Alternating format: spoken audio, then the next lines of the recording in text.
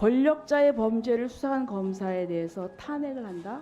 자, 이것은 권력자가 검찰에 보복하겠다는 어떤 시그널이라고 생각합니다.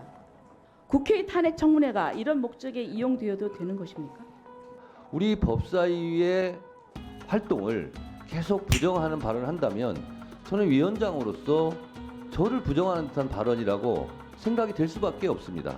법사위 자체를 공격하거나 위원장을 공격하는 듯한 발언으로 제가 들리기 때문에 이거는 어마어마한 대통령 탄핵 사유에 해당될 수 있는 중대한 범죄입니다. 이런 부분에 대해서 앞으로 법사위에서 네, 국민의힘 조배수 의원입니다. 예, 처장님, 예, 우리나라는 삼권 분립을 원칙으로 하고 있죠. 그렇습니다. 네. 그리고 또 재판의 경우에 불만이 있으면 예, 항소를 하거나 상고를 해서 다투지 않습니까? 예, 네, 3심제이죠. 예. 네, 지난 10월 2일 날 박상용 검사 탄핵 청문회 보셨나요? 보셨나요? 못 한번? 봤습니다. 예, 얘기는 들으셨죠? 언론에 나온 거. 언론을 통해서만 봤습니다. 네, 저는 굉장히 심각한 문제가 있다고 생각합니다. 몇 가지가 있는데 그 중에 첫째는 권력자의 범죄를 수사한 검사에 대해서 탄핵을 한다. 자, 이것은 권력자가 검찰에 보복하겠다는 어떤 시그널이라고 생각합니다. 그래서 앞으로 검사가 권력자에 대해서 제대로 수사하지 못하도록 압박을 가할 것입니다. 그러면 검찰은 위축될 것이고 자연히 권력자에 대한 수사와 재판이 불가능해집니다. 그러면 우리 사회는 제대로 질서를 잡지 못하고 부정부패로 가득 차서 피해는 결국 국민에게 돌아올 것입니다. 제가 이거를 좀 이렇게 정리를 좀 해봤습니다. 예. 두 번째는 이 탄핵 청문회가 사실상 의도하는 바는 재판에 영향을 미치기 위함입니다. 피고인 이화영은 법정에서 진술을 번복했습니다. 하지만 1심에서 처음에 번복하기 전에 진술을 바탕으로 유죄 판결을 했습니다. 그래서 처음 진술이 회유에 의한 허위 진술이라고 강변을 했지만 이제 그거는 받아들여지지 않았습니다. 근데 다시 똑같은 이것을 이 국회 청문회에 와서 반복을 하는 것입니다. 지금 문제가 된 이 사건의 핵심은 쌍방울 대북 송금 사건에 있어서 이화영 부지사가 이재명 대표 당시 경기도지사에게 김성태가 스마트팜 사업비 500만 달러, 방북비용 300만 달러 대납한다는 사실 보고했다는 것입니다. 그럴 경우에 이재명 대표에게 정치자금법 그리고 외환관리법 위반이 유죄로 인정이 되는 것입니다. 상당히 중죄입니다. 근데 이화영 경기부지사는 6월 30일 날 23년 6월 30일 날 수원지검에서 조사받을 때 이재명 대표에게 보고를 했다고 진술했습니다. 그런데 1심 재판 과정에서 부인과 법정 싸움하고 민주당의 회유에도 본인은 제대로 진술한 것이다. 처음에는 그랬는데 나중에 계속 이렇게 압박이 들어오니까 버티지 못하고 굴복해서 결국 법정에서 진술 번복했습니다.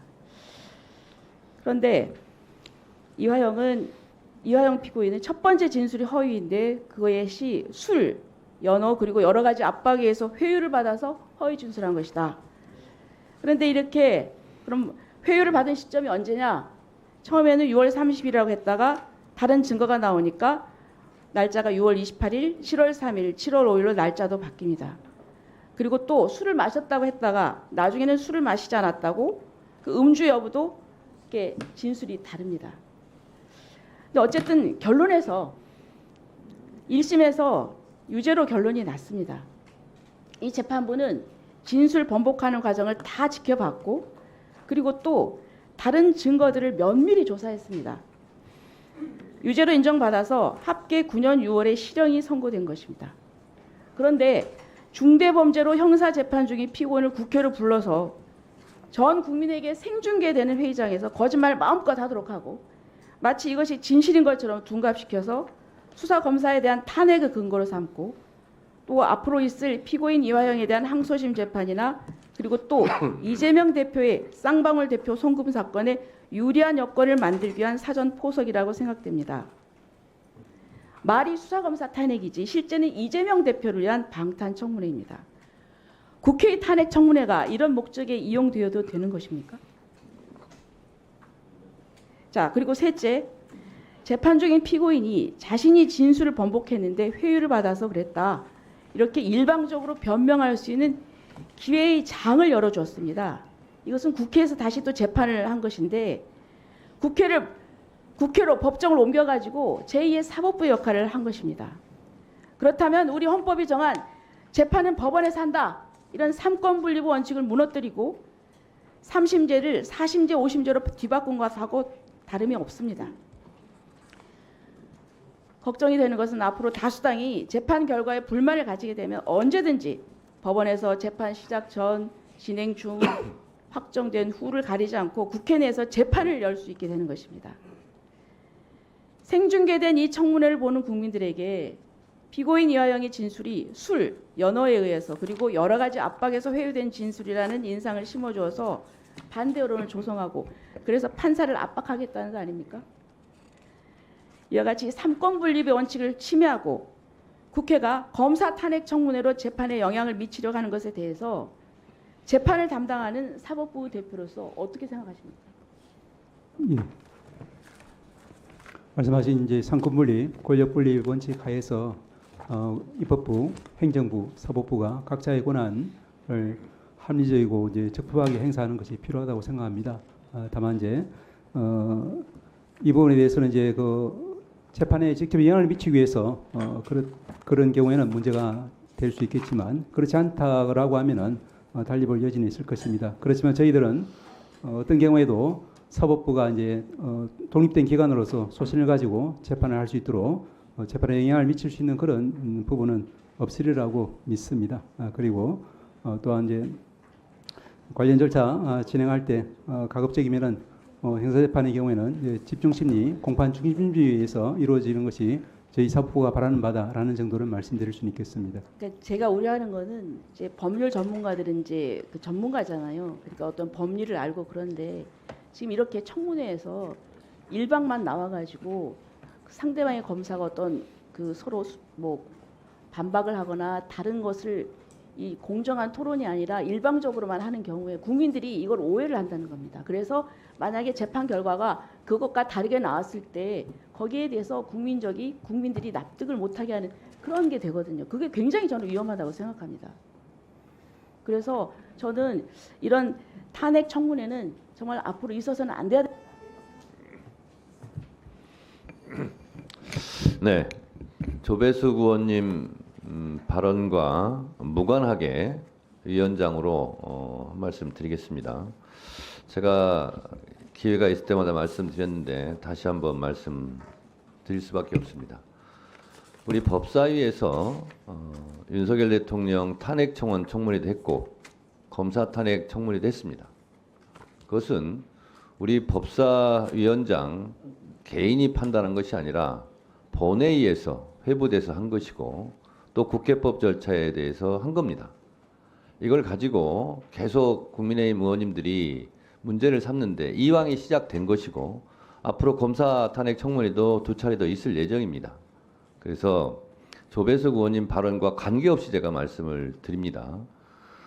우리가 검사 탄핵 청문회를 하는 것이 수사 방해이고 재판에 영향력을 행사하기 위한 것이란 취지로 이해를 하신다면 매우 곤란하다 생각합니다. 왜냐하면 바로 어떤 반론이 가능하냐면 대통령은 본인과 김건희 여사에 관련된 김건희 특검, 최상병 특검함도 계속 거부권을 행사하고 있습니다. 그러면 수사를 방해하고 재판에 영향력을 행사하려고 하는 것입니까? 그런 것이라고 저는 생각할 수밖에 없습니다. 그런 주장을 한다면. 또한 저희가 국정감사 및 조사에 관한 법률 조사의 한계에 의해서 지난번에 제가 읽어드렸습니다. 재판 중인 사건이라 할지라도 국회가 입법 취지상 국회가 독자적인 진상규명, 정치적 책임 추궁, 의정자료 수립 등의 목적으로 적법한 절차에 따라 국정감사 및 조사를 진행한다면 같은 사건에 대하여 재판이 진행되고 있다고 하더라도 국정감사 및 조사의 대상이 될 수 있다. 이렇게 분명히 명시가 돼 있고 탄핵 조사 청문회도 이 국정감사 조사 및 법률에 대해서 준용하게 돼 있습니다. 그래서 법사위에서는 지금까지 탄핵 조사 청문회가 있었듯이 앞으로도 계속 있을 것 같습니다. 근데 그럴 때마다 우리 법사위의 활동을 계속 부정하는 발언을 한다면 저는 위원장으로서 저를 부정하는 듯한 발언이라고 생각이 될 수밖에 없습니다. 그래서 발언은 자유롭게 하시고 그거는 제가 제지를 할 수도 없고 할 필요도 없고 안 할 생각인데 자꾸 이런 부분이 본질과 관계없이 자꾸 법사위 자체를 공격하거나 위원장을 공격하는 듯한 발언으로 제가 들리기 때문에 이 부분은 제가 말하지 않을 수 없다라는 점을 분명히 말씀드리고 어제 스픽스에서 충격적인 김영선 전 의원 회계 책임자 강혜경 씨의 충격적인 증언도 있었어요. 대통령 선거 기간 동안 회계에 보고되지 않는 3억 6천만 원을 들인 여론조사를 했고 대통령에게 보고했고 그 3억 6천 원을 받지 못했답니다. 윤석열 대통령한테. 그래서 김영선 의원을 재보궐선거에 보답으로 공천했다라는 주장이에요. 이거는 어마어마한 대통령 탄핵 사유에 해당될 수 있는 중대한 범죄입니다.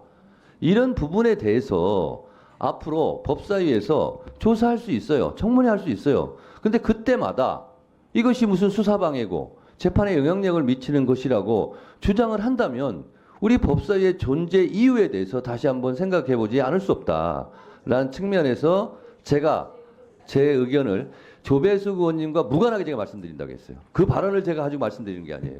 그래서 이런 부분은 주장은 하실 수 있는데 위원장으로서는 상당히 불편합니다. 참고해 주시기 바랍니다.